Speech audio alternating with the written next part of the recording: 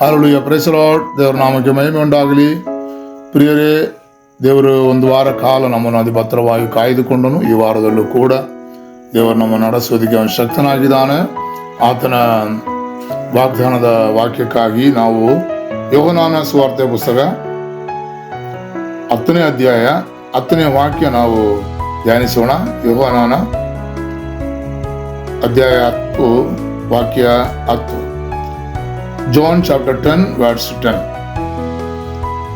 ಕಳ್ಳನು ಕದ್ದುಕೊಳ್ಳೋದಕ್ಕೂ ಕೊಯ್ಯೋದಕ್ಕೂ ಹಾಳು ಮಾಡುವುದಕ್ಕೂ ಬರ್ತಾನೆ ಹೊರತು ಮತ್ತಾವುದಕ್ಕೂ ಬರುವುದಿಲ್ಲ. ನಾನಾದರೂ ಅವುಗಳಿಗೆ ಜೀವವಿರಬೇಕೆಂದಲೂ ಅದು ಸಮೃದ್ಧಿಯಾಗಿರಬೇಕೆಂದಲೂ ಬಂದನು. Amen, hallelujah. ಇದು ಯೇಸು ನುಡಿದಂತ ಮಾತುಗಳಾಗಿದೆ. ತಾನು ಹಾಳು ಮಾಡುವುದಕ್ಕೂ ಕೊಯ್ಯೋದಕ್ಕೂ ಕದ್ದುಕೊಳ್ಳೋದಕ್ಕೂ ಬಂದಿಲ್ಲ, ಆದರೆ ಕಳ್ಳನು ಕದ್ದುಕೊಳ್ಳೋದಕ್ಕೂ ಕೊಯ್ಯೋದಕ್ಕೂ ಹಾಳು ಮಾಡೋದಕ್ಕೂ ಬರ್ತಾನೆ. ಆದರೆ ನಮ್ಮ ಕರ್ತನಾದ ದೇವರು ಅವುಗಳಿಗೆ ಜೀವವು ಇರಬೇಕೆಂದಲೂ ಅದು ಸಮೃದ್ಧಿಯಾಗಿರಬೇಕೆಂದಲೂ ಬಂದನು ಎಂಬುದಾಗಿ ಹೇಳುತ್ತಾನೆ. ಪ್ರಿಯರೇ, ದೇವರ ಸಮ್ಮುಖದಲ್ಲಿ ನಮ್ಮನ್ನು ಒಪ್ಪಿಸಿ ಕೊಡೋಣ. ಹಲ್ಲೆಲೂಯಾ. ನಮಗೆ ಜೀವ ಉಂಟಾಗಬೇಕೆಂಬುದಾಗಿಯೂ ಅವುಗಳಿಗೆ ಸಮೃದ್ಧಿಯಾಗಿರಬೇಕೆಂಬುದಾಗಿಯೂ ಯೇಸು ಈ ಭೂಲೋಕಕ್ಕೆ ಬಂದನು. ಆತನ ನಂಬುವ ಒಬ್ಬರನ್ನಾದರೂ ಆತನ ನಾಶ ಮಾಡದೆ ಎಲ್ಲರೂ ನಿತ್ಯ ಜೀವವನ್ನು ಹೊಂದಿಕೊಳ್ಳಬೇಕೆಂಬುದಾಗಿ ಈ ಲೋಕಕ್ಕೆ ಬಂದನು. Amen, hallelujah.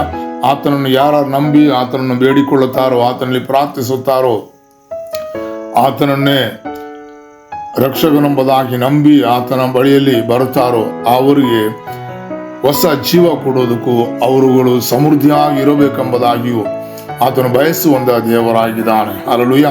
ಆತನ ಬಳಿಯಲ್ಲಿ ಬರುವಂತ ಒಬ್ಬರನ್ನಾದರೂ ಅವು ನಾಶವಾಗಿ ಹೋಗೋದಕ್ಕೆ ಬಿಡುವ ದೇವರಲ್ಲ. ಆತನ ಬಳಿಯಲ್ಲಿ ಸೇರಿಸಿಕೊಂಡು ಅವುಗಳನ್ನು ಸಮೃದ್ಧಿಯಾಗಿರಬೇಕೆಂಬುದಾಗಿ ಅವುಗಳನ್ನು ನಡೆಸುವ ದೇವರಾಗಿದ್ದಾನೆ. ಆತನ ಕರದಲ್ಲಿ ಸಮರ್ಪಿಸುವ ಒಬ್ಬರನ್ನಾದರೂ ಅವನು ಕೈ ಬಿಡುವ ದೇವರಲ್ಲ. ಹಲ್ಲೆಲೂಯಾ. ನನ್ನಲ್ಲಿ ಮೊರೆ ಇಡುವುದಾದರೆ, ಯಥಾರ್ಥವಾಗಿ ಮೊರೆ ಇಡುವುದಾದರೆ ನಾನು ಅವನಿಗೆ ಸದುತ್ತರವನ್ನು ದಯಪಾಲಿಸುತ್ತೇನೆಂಬುದಾಗಿ ಹೇಳುವಂತ ಯೇಸು ಕ್ರಿಸ್ತನು. ಹಲ್ಲೆಲೂಯಾ. ಆತನ ಬಳಿಯಲ್ಲಿ ನಾವು ಬರುವುದಾದರೆ ಆತ ನಮಗೆ ಹೊಸ ಜೀವವನ್ನು ಕೊಟ್ಟು ನಾವು ಸಮೃದ್ಧಿಯಾಗಿ ಅನುಗ್ರಹಿಸಲ್ಪಡಬೇಕೆಂಬುದಾಗಿ ಆತನು ಬಯಸಿ ನಮ್ಮನ್ನು ತನ್ನ ಜೊತೆಯಲ್ಲಿ ಸೇರಿಸಿಕೊಂಡು ನಮ್ಮನ್ನು ಅನುಗ್ರಹದಿಂದ ನಡೆಸುವ ಕರ್ತನಾಗಿದ್ದಾನೆ. ಹಲ್ಲೆಲೂಯಾ. ಆತನ ಬಳಿಯಲ್ಲಿ ನಾವು ಬರೋಣ, ಆತನ ಬಳಿಯಲ್ಲಿ ನಾವು ಮೊರೆ ಇಡೋಣ, ಆತನ ಬಳಿಯಲ್ಲಿ ನಾವು ಬೇಡಿಕೊಳ್ಳೋಣ. ಆತನು ನಮ್ಮ ಅವಶ್ಯಕತೆಗಳ ಮೇಲೆ ಕರ ಚಾಚಿ ನಮ್ಮ ಒಂದೊಂದು ಸಮಸ್ಯೆಗಳಿಗೂ ಬಿಡುಗಡೆ ಕೊಟ್ಟು ಪರಿಹಾರ ಕೊಟ್ಟು ಅವನನ್ನು ನಡೆಸುವಂತ ದೇವರಾಗಿದ್ದಾನೆ. ಮಾತ್ರವಲ್ಲ, ನಮಗೆ ನಿತ್ಯ ಜೀವ ಕೊಡುವಂತ ದೇವರಾಗಿದ್ದಾನೆ. ಆತನ ಕರದಲ್ಲಿ ನಮ್ಮನ್ನು ಸಮರ್ಪಿಸಿ ಕೊಡೋಣ. ಯಾಕಂದ್ರೆ ಕಳ್ಳನು ಕದ್ದುಕೊಳ್ಳೋದಕ್ಕೂ ಕೊಯ್ಯೋದಕ್ಕೂ ಹಾಳು ಮಾಡೋದಕ್ಕೂ ಬರ್ತಾನೆ ಹೊರತು ಮತ್ಯಾವುದಕ್ಕೂ ಬರುವುದಿಲ್ಲ. ನಾನಾದರೂ ಅವುಗಳಿಗೆ ಜೀವವು ಇರಬೇಕೆಂದಲೂ ಅದು ಸಮೃದ್ಧಿಯಾಗಿರಬೇಕೆಂದಲೂ ಬಂದನೆಂಬುದಾಗಿ ಹೇಳುವಂತ ಯೇಸುವಿನ ಪಾದ ಬೇಡದಲ್ಲಿ ನಮ್ಮನ್ನು ಸಮರ್ಪಿಸಿ ಒಪ್ಪಿಸಿ ಕೊಡೋಣ. ನಮ್ಮ ಕಣ್ಣುಗಳನ್ನು ಮುಚ್ಚಿ ಒಂದು ನಿಮಿಷ ಪ್ರಾರ್ಥಿಸೋಣ. ನಮ್ಮ ಕರ್ತನಾದ ತಂದೆ, ಈ ವಾಕ್ಯಕ್ಕೆ ಅನುಸಾರವಾಗಿ ನಮ್ಮನ್ನು ನಿನ್ನ ಪಾದ ಬೇಡದಲ್ಲಿ ಒಪ್ಪಿಸುತ್ತೇವಪ್ಪ. ನಮ್ಮ ಜೀವಿತದಲ್ಲಿ ಬರುವಂತ ಒಂದೊಂದು ಕಾರ್ಯಗಳನ್ನು ನೀನು ಕಾಣುವ ದೇವರಾಗಿದೆಯಪ್ಪ.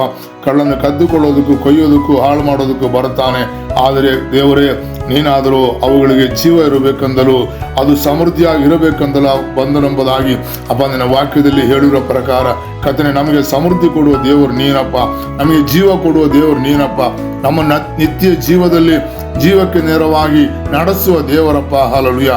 ಅದನ್ನು ನಂಬಿ ನಿನ್ನ ಪಾದ ಬೇಡದಲ್ಲಿ ಒಪ್ಪಿಸಿಕೊಡುತ್ತೇವಪ್ಪ. ಕರ್ತನೇ, ಪರಿಗುಣವಾಗಿ ನಿನ್ನ ಪಾದ ಬೇಡದಲ್ಲಿ ಒಪ್ಪಿಸುತ್ತೇವೆ. ನಮಗೆ ಜೀವ ಕೊಟ್ಟು ನಮಗೆ ನಿತ್ಯ ಜೀವವನ್ನು ಕೊಟ್ಟು ನಾವು ಅವು ಸಮೃದ್ಧಿಯಾಗಿರಬೇಕೆಂಬುದಾಗಿ ನಿನ್ನ ಪಾದದಲ್ಲಿ ನಮ್ಮನ್ನು ಒಪ್ಪಿಸಿಕೊಡುತ್ತೇವೆ.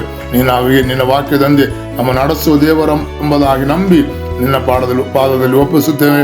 ನಮ್ಮ ಪ್ರಾರ್ಥನೆ ಕೇಳಿದಕ್ಕಾಗಿ ಸ್ತೋತ್ರ. ಯೇಸುವಿನ ನಾಮದಲ್ಲಿ ಬೇಡುತ್ತೇವೆ ತಂದೆ, ಆಮೆನ್, ಹಲ್ಲೆಲೂಯಾ. ದೇವರು ಈ ವಾಕ್ಯದ ಮುಖಾಂತರ ನಿಮ್ಮನ್ನು ಅನುಗ್ರಹಿಸಲಿ. ಸ್ತೋತ್ರಂ ಸ್ತೋತ್ರಂ ಸ್ತೋತ್ರ.